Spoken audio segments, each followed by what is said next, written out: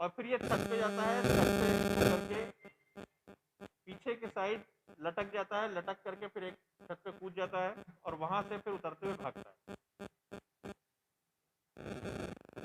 आगे जाकर के गलियों में जो शर्ट पहने होता है उसको उतार देता है और वहीं फेंक देता है, और पिस्टल एक नाली में फेंक देता है, और बनियाइन में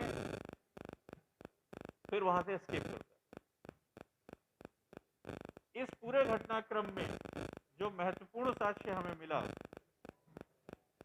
वो घर वालों का बयान था। साथ ही साथ इस छीना झपटी में इसके राइट शर्ट के राइट कफ का बटन वही मौके पर टूट के गिर गया, जिसको हमारी टीम के द्वारा निरीक्षण के समय केयरफुली पिक किया गया।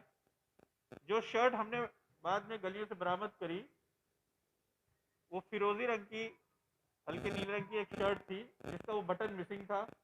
ये एक इंपॉर्टेंट कड़ी निकल करके आया, वो शर्ट इसी ने पहन रखी थी एक दिन पहले। इससे हमारा शक और पुख्ता हुआ। साथ ही साथ हमें कुछ ऐसे विजुअल्स मिल गए जिसमें इसका घर में जाना, शर्ट को उतारते हुए भी विजुअल, और बाद में वो लाल रंग की बनियाइन जो पहन करके ये जा रहा है वो बनियाइन भी हमने उसकी बरामद कर ली। इस किनसे उनसे बात हुई हमारी? हाँ, तो उन्होंने ही यही बताया, क्योंकि पारिवारिक सदस्य था, इसने चेहरे पर मास्क वगैरह भी नहीं उस दिन लगाया था। इसके अंदर ये बात थी कि मैं पहचाना जाऊंगा, इसलिए ताबड़तोड़ फायरिंग करता हुआ चला गया। और इसकी कदकाठी और इसको देखते हुए उसने इनको पहचाना अफसाना ने, और इसके ऊपर शक जाहिर किया। और फिर ये सारी जब एविडेंसेस मिलते गए और एविडेंसेस से कनेक्ट होते गए, इसने अपना गुनाह पूरी तरीके से कबूल कर लिया। इसने पूरी कहानी हमें बताई, पूरा नैरेटिव बताया। ये बताया, ये सब उसके बताया हुआ वर्जन है कि कबाड़ का काम करना चाहता था और पैसे चाहिए थे, इसलिए पूरे घटनाक्रम को उसके द्वारा अंजाम किया गया। अब इस घटना में हमने जो चीजें बरामद करी, वो जो वेपन यूज हुआ वो बरामद हुआ। जो कपड़े इसने पहने थे उन पे ब्लड के निशान हैं, वो शर्ट बरामद हुई। वो इनर बनियाइन बरामद हुई जो सीसीटीवी में हमें दिख रहा है। हमको टाइमिंग में इसके मूवमेंट्स अच्छे मिले, और फिर इसके द्वारा ये पूरी बात को, घटनाक्रम को कबूल किया गया। इसको हम लोग इस घटना के लिए गिरफ्तार करके जेल भेज रहे हैं। किसी प्रकार का कोई कोई पैसा नहीं गया घर में। इसको इसके ताऊ के द्वारा बताया गया कि घर में कोई पैसे हैं भी नहीं। मेरा सर एक सवाल ये है कि जिस तरीके से एफआईआर वो घटना के खुलासे से कहीं मैच नहीं करते, तो पुलिस अब इसमें क्या एक्शन रिएक्शन पुलिस का क्या होगा? जिस तरीके से उन्होंने लिखा डकैती हुई एक गया, 5 से 6 बदमाश थे, तो अब खुलासा हुआ कि सिंगल आदमी ने ये सारे के सारे तथ्य गलत पाए गए हैं।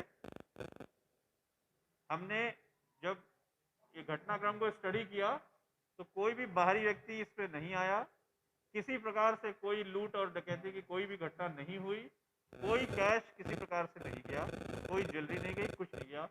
ये घटनाक्रम सगे भतीजे के द्वारा इसको किया गया, और जो व्यक्ति है उसको हमने गिरफ्तार किया। उसने पूरा बात भी हमको सिलसिलेवार तरीके से बताई। घटना से जुड़े महत्वपूर्ण स्टेटमेंट और साक्ष्य दोनों हमारे पास आ गए हैं, और इस घटना को जो अनावरण किया है वो एकदम सही अनावरण करते हुए इसको जेल भेजा जा रहा है।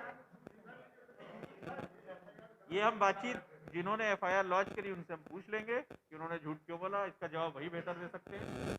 फिलहाल जो विवेचना में बातें निकल करके आई वो आपके समक्ष रखी गई। इसका ये कहना था कि छोड़ा नहीं, उस समय भी पिस्टल कॉक करी, लेकिन हड़बड़ाहट में, और चूंकि ये एक रनिंग उसमें था, मूवमेंट में था, तो उसने क्विकली करने की कोशिश करी, नीचे से शोर बढ़ रहा था, फिर ये रुका नहीं। प्लस इसको ऐसा लग रहा था कि जो महिला घर में थी उनके चेहरे पर थोड़ा व्हील थी, वो भी था, पर्दा भी था, इसको लगा शायद देख ना पाई।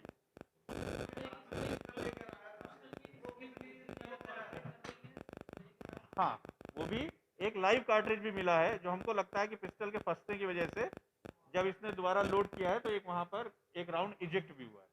सर जिस तरीके से इसने महिला पर भी गोली चलाने की कोशिश की जो बच गई है, उसका कहना है कि मैंने हाथ जोड़े और इससे अपनी जान को बाहर लगा, वहाँ पिस्टल की गोली निकल गई थी। देखिए उसके इसका, बाद वो बच सकी। हाँ, जब पहचान हो गई थी तो फिर ये लूट की घटना दिखाने की क्या आवश्यकता थी? इसका हम जवाब अभी नहीं दे सकते, ये हम इस चीज को अपनी जांच में आगे ले रहे हैं। जो घटना साइंटिफिक रूप से इन्वेस्टिगेशन के दौरान जो फैक्ट्स आए, मुलजिम हुआ, गिरफ्तारी हुई और जुड़े हुए कई महत्वपूर्ण साक्ष्य इस घटना से हमें इसमें प्राप्त हो गए, वो हमने आपके समक्ष रख दिए। हाँ, मैंने सबसे पहली लाइन में वो बात बता दी थी।